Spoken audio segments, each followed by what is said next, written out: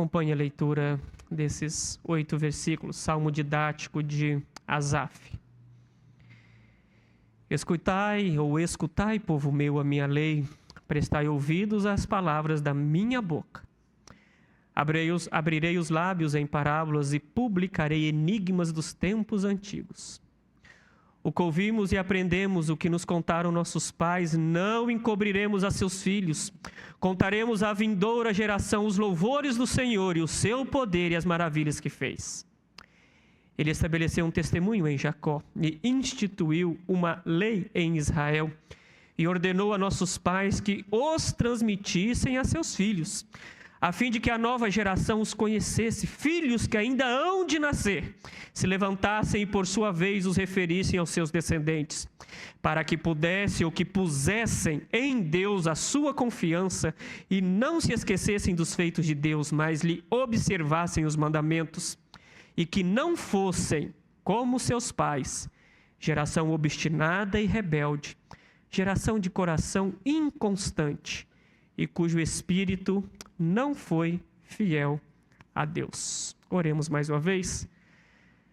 Fonte da celeste vida, sagradas escrituras, manifesta o teu poder, vivifica-os sem alento, faze os mortos renascer. E, ó Deus, desvenda os nossos olhos para que contemplemos as maravilhas da tua lei. É a minha oração em nome de Jesus. Amém. Período de volta às aulas, nossas crianças, nossos filhos estão retornando à escola. Ainda tem muitos outdoors na cidade, com aqueles aprovados no vestibular, na verdade, os famosos cara pintadas, que são colocados nos outdoors. Há uma disputa dos colégios, né? Há um ego. Aqui, como toda cidade, não é verdade?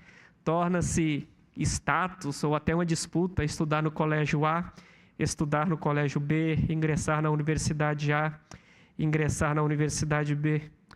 Isso reflete muito da nossa preocupação e da prioridade que nós damos à educação dos nossos filhos. Há colégios cujas mensalidades superam e muito o valor de algumas universidades. Certa ocasião eu estava lendo um artigo de um articulista, ele escrevia na revista Veja durante a década de 90, início dos anos 2000, Cláudio de Moura e Castro. Ele era consultor do Ministério da Educação também. E uma das explicações pelos quais os países asiáticos apresentam índices desenvolvidíssimos de educação é o zelo que os pais têm em relação à educação dos seus filhos. Existem países em que as crianças estão estudando e as avós, que não trabalham no período de estudo dos filhos, ficam do lado de fora das escolas vigiando os seus netos da janela. Os descendentes asiáticos dos Estados Unidos, uma pesquisa apontou que assim que eles chegam do trabalho, eles se assentam com os filhos à mesa e muitos pais e mães voltam a estudar para ensinar as disciplinas a seus filhos. No Japão, por exemplo, o que se gasta com aulas complementares, estatisticamente falando, pelo menos na década de 90 e os anos 2000, era quase similar ao orçamento do Ministério da Educação. Enfim, nós somos muito preocupados com a educação dos nossos filhos, não apenas no Brasil, mas em todo momento, né? O Felipe, por exemplo, ele teve que começar a ir para a escola, entre aspas, com 6 meses de idade. Mal conseguia segurar uma chupeta, mas já tinha uma lista de material escolar lá em casa. Eu falei, que susto, o que a criança de 6 meses tem de material escolar? Né? Quase que eu processei a escola. Mas teve lá, e teve que começar em função dos meus horários e da Flávia. Ele ficou algum tempo, né, em meio período na escola. Mas a pergunta é, nós preocupamos-nos muito com a carreira profissional dos nossos filhos, com o futuro deles, que evidentemente passa pela salvação, pela educação. Mas nós nos preocupamos de igual modo em transmitir aos nossos filhos a educação e a salvação.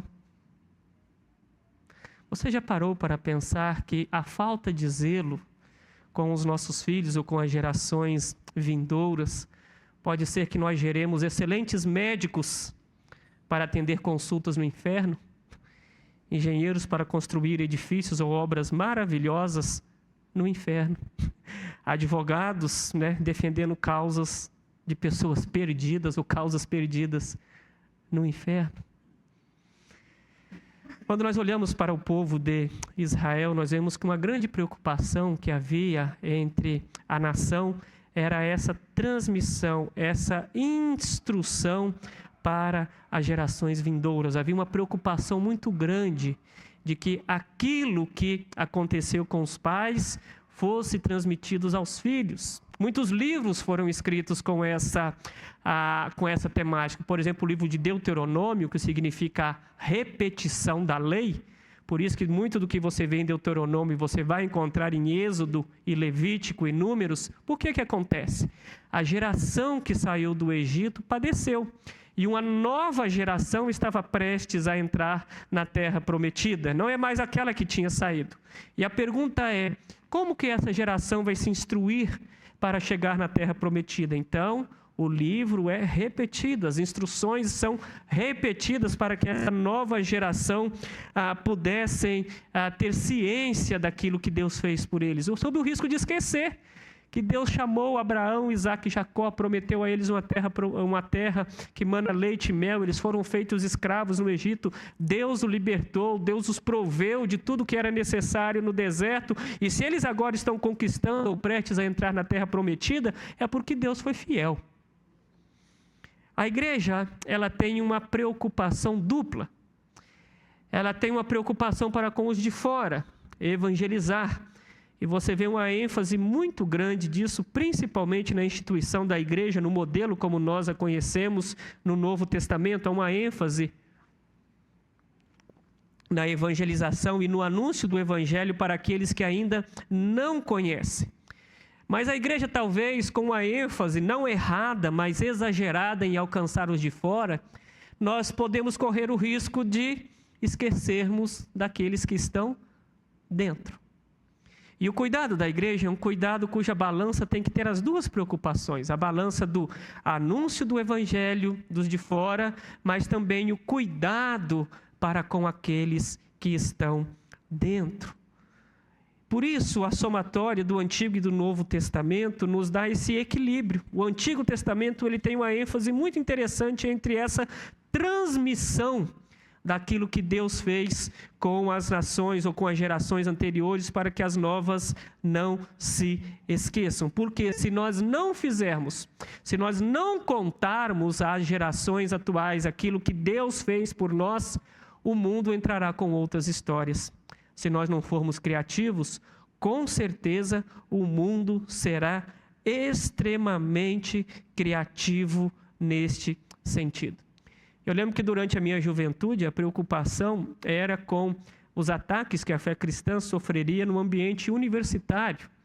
Mas agora isso já adiantou 3 anos. Nossos filhos são atacados no ensino médio e talvez até antes.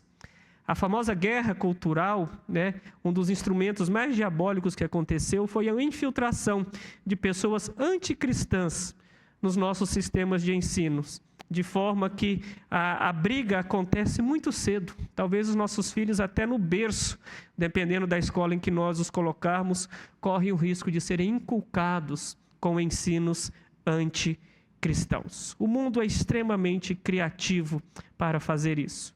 E essa tarefa ela é primariamente ou responsabilidade inicial dos pais. A igreja não tem primazia na educação dos filhos. A igreja ela tem, então, um exercício complementar.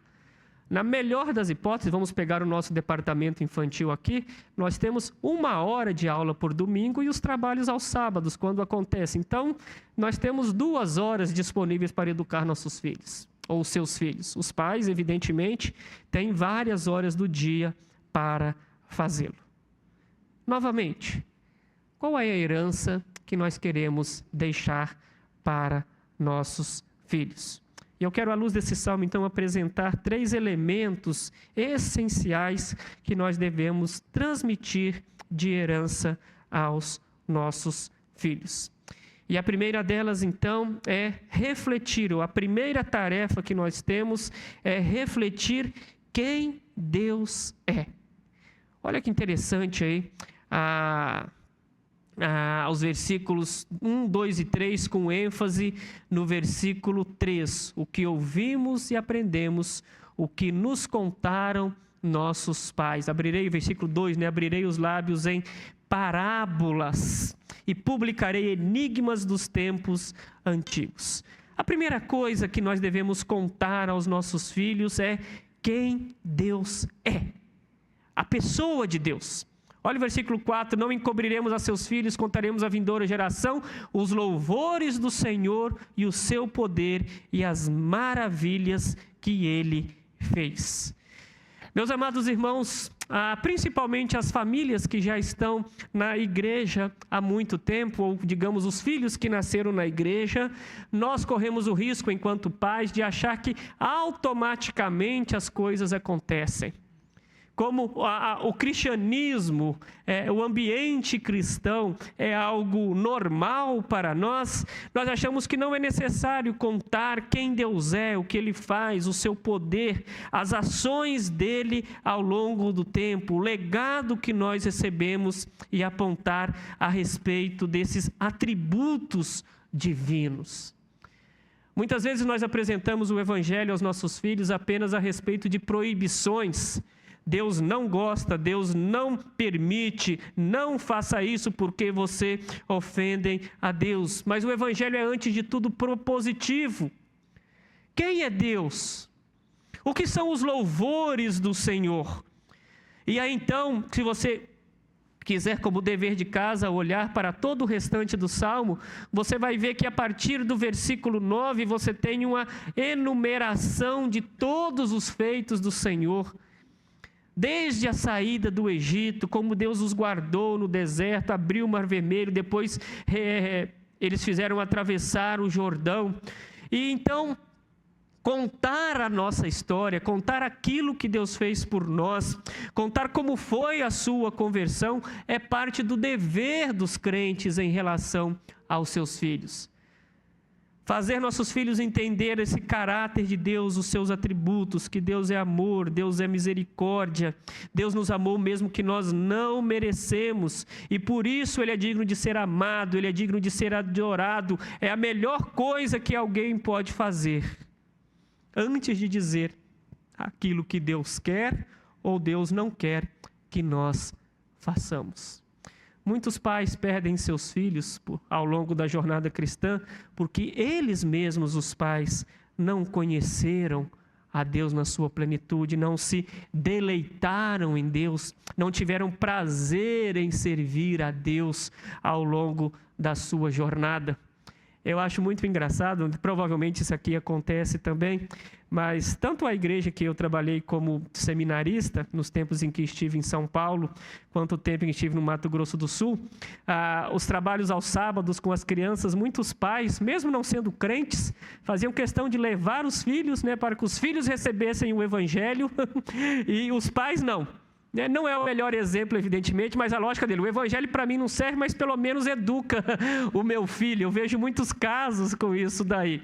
É claro que é uma bênção trazer os filhos, independente da história dos pais, mas muito melhor são pais que frequentam a igreja juntamente com os seus filhos. E essa apresentação de Deus, do caráter de Deus, do amor de Deus, é muito importante. Porque o nosso amor a Deus, ele é responsivo.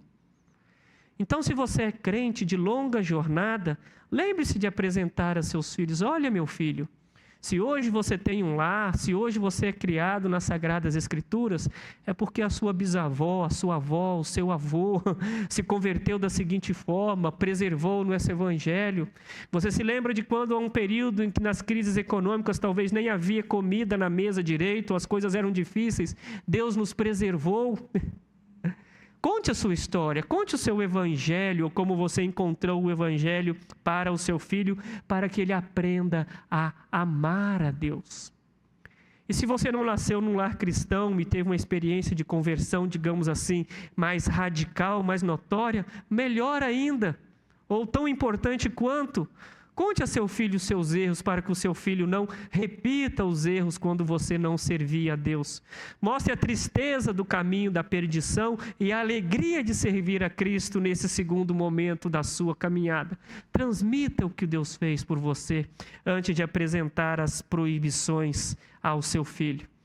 É mais fácil amar responsivamente a quem Deus é e aquilo que Ele fez do que amar impositivamente, sob o perigo de punição sob os ombros. Então esse é o primeiro modo como nós cuidamos das gerações futuras, é apresentar o caráter de Deus, quem Ele é, o que Ele fez por nós, para que os nossos filhos aprendam a amá-lo. Mas existe um segundo elemento presente aqui, em que os pais também devem transmitir aos seus filhos, está no versículo 5. Ele estabeleceu um testemunho em Jacó e instituiu uma lei em Israel e ordenou a nossos pais que os transmitissem a seus filhos. É verdade que o nosso amor, ele não é apenas fruto de proibições ou imposições, mas existe um segundo elemento em que nós aprendemos a amar a Deus, é conhecendo a vontade dele por meio da lei de Deus, os testemunhos do Senhor. Grave isso. Não se pode amar aquilo ou aquele a quem não se conhece. Você só ama quem você conhece. E a grande pergunta, como conhecer a Deus? E esse talvez seja um grande erro da geração contemporânea, porque nós achamos que conhecemos a Deus, mas na realidade nós amamos uma projeção que nós fazemos de Deus. Então, se eu quero dinheiro, o meu Deus se transforma num coach, num consultor financeiro para encher a minha conta financeira. Se eu tenho carência afetiva, o meu Deus se torna então o meu consultor afetivo, aquele que me pega no colo, me faz um carinho, um cafuné ou qualquer coisa do tipo assim. Ou se eu tenho uma formação extremamente dura e quero que as pessoas reflitam essa dureza, eu brinco que aqueles que projetam um Deus quase que militar, um atirador de elite que está lá no céu com uma AR-15, disposto a estragar a sua felicidade, assim que você cometer um pecado, pum, um tiro na sua testa. Todos nós, quando não conhecemos o Deus das Escrituras, criamos um Deus de acordo com a nossa imagem e semelhança, mas não de acordo com aquilo que Deus é, aquele quem Deus é, ou aquilo que Ele quer, ou a forma como Ele quer ser adorado e amado. Não existe amor dissociado de obediência. Então, se nós ensinamos nossos filhos a amar a Deus por quem Ele é, por que Ele fez ao longo do tempo, nós também ensinamos nossos filhos a amar a Deus de acordo com as suas leis. Nisso conhecereis que sois meus discípulos, se guardardes os meus mandamentos. Aquele que tem os meus mandamentos e os guarda, este é o que me ama. Repito, não existe amor dissociado de obediência. Logo, como aprender a amar esse Deus? E aí, então nós olhamos para a lei de Deus, que no nosso caso agora, quando o salmista escreveu, ele tinha em mente muito provavelmente os 5 primeiros livros da Bíblia que já tinham fechado o chamado Pentateuco, que é o estabelecimento da lei de Deus e a repetição. E quando nós olhamos então a lei de Deus, aí sim, eu amo pelo que Ele fez por mim. Mas a pergunta é, como amá-lo, como adorá-lo? E o nosso amor a Deus, nossa adoração a Deus, terá um aspecto proibitivo e um aspecto ativo. Há um aspecto proibitivo. Quando você olha para os 10 mandamentos, não terás outros deuses diante de mim, não tomarás o nome do Senhor teu Deus em vão, não farás para ti imagem de escultura. Então, ele tem esse aspecto negativo. Mas aí, quando você olha para o Novo Testamento, quando Cristo amplia a lei, e não apenas substitui, mas ele, digamos, faz uma versão 2.0 da lei, a lei se torna propositiva. E o resumo da lei é: amarás o Senhor teu Deus de todo o teu coração, de toda a tua força, de toda a tua alma, e amarás o teu próximo como a ti mesmo. Os testamentos não estão brigando entre eles, não há nenhuma contradição. Mas o que as Sagradas Escrituras nos ensinam é que não adianta se eu como pai quero transmitir essa herança preciosa ao meu filho, não adianta eu enfatizar apenas os aspectos proibitivos. Quem é pedagogo sabe disso, não é verdade? Se eu falo com a criança, se eu te ver mexendo nesse piano, você vai apanhar. Assim que eu me ausentar e ele não me ver, qual é a lógica da criança? Posso mexer no piano.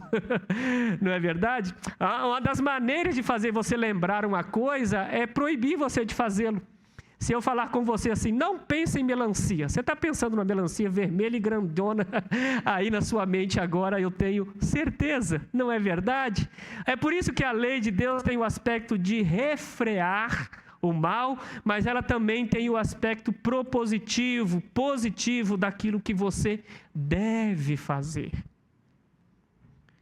Muitos pais perdem seus filhos porque eles sequer estudaram a lei de Deus para transmitir aos seus filhos.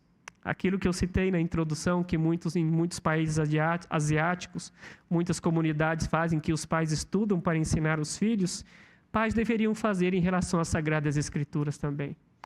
Pastor, estou velho, cansado, não consigo lembrar nem a tabuada do 2, quem dirá mais, mas leia as Escrituras com seu filho, leia.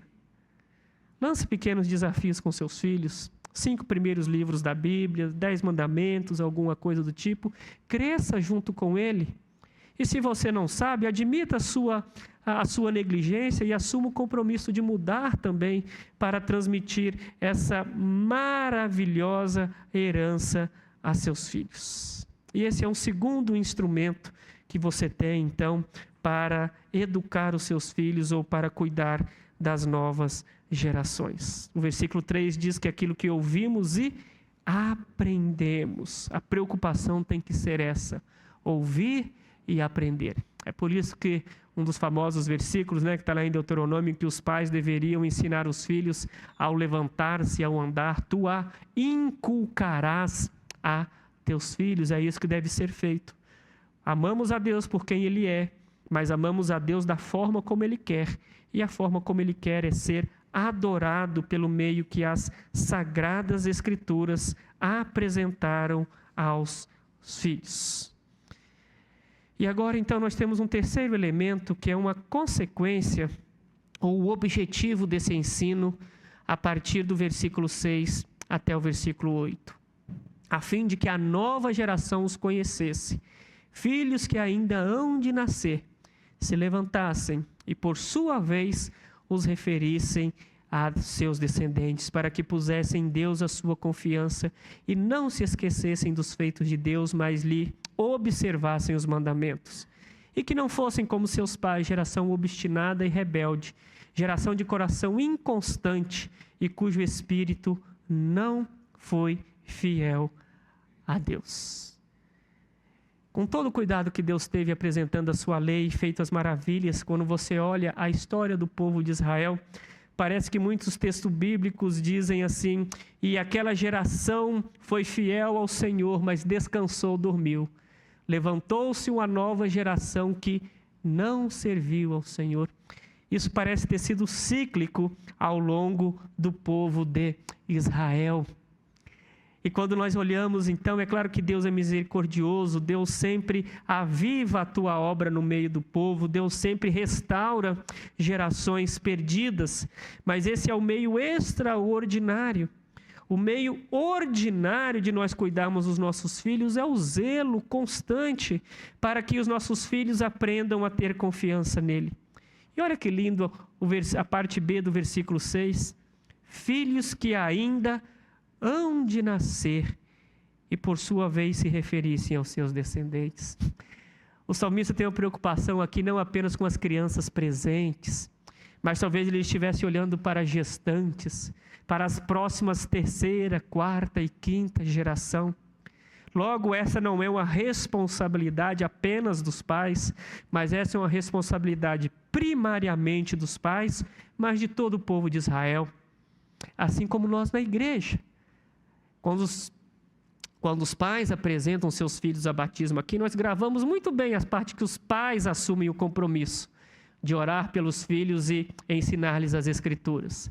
Mas nós, como igreja, também assumimos o compromisso de sermos exemplo para essas crianças, de cuidar delas e podermos zelar por elas, de forma que essa responsabilidade de transmitir essa herança não é exclusiva de pais biológicos.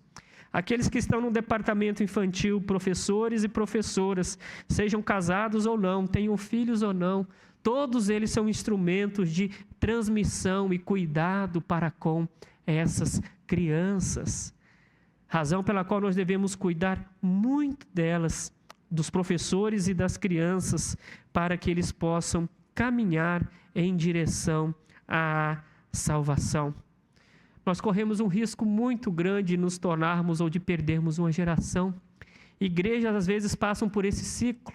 Não raras vezes nós vemos igrejas pioneiras que nasceram com grande fervor, avivamento, mas à medida que os anos vão passando, essa geração não foi zelosa em transmitir a orientação para a geração vindoura. E as igrejas se tornaram fracas e muitas delas até morreram. Novamente, qual é a maior herança que nós podemos deixar aos nossos filhos e às crianças que estão debaixo das nossas responsabilidades ou da nossa responsabilidade, seja no lar, seja na igreja, seja em nosso convívio? Mostrar quem Deus é, o caráter dele, as maravilhas que ele fez ao longo da caminhada. Mostrar a vontade de Deus por meio da sua lei, que é a forma como ele quer e exige ser amado e obedecido. E deixarmos de ser inconstantes e sim sermos persistentes, zelando não apenas pela geração imediata, mas por todas as gerações vindouras. Que Deus abençoe os pais no ensino dos seus filhos. Que Deus abençoe a nossa igreja com o zelo pelo departamento infantil. E que Deus abençoe a cada um de nós, que a cada criança, jovem, adolescente ou cada geração posterior a nós sejamos zelosos em transmitir esta herança superior aos nossos filhos. Diplomas são bem-vindos. Dinheiro, aposentadoria para os nossos filhos, se você puder deixar uma herança, são muito bem-vindos. Mas de nada adianta nós criarmos filhos para povoar o inferno, cheio de dinheiro ou com formação acadêmica exemplar, e não se curvarem aos pés de Jesus Cristo. Pense nisso e que Deus tenha misericórdia e que nos abençoe. Amém e amém.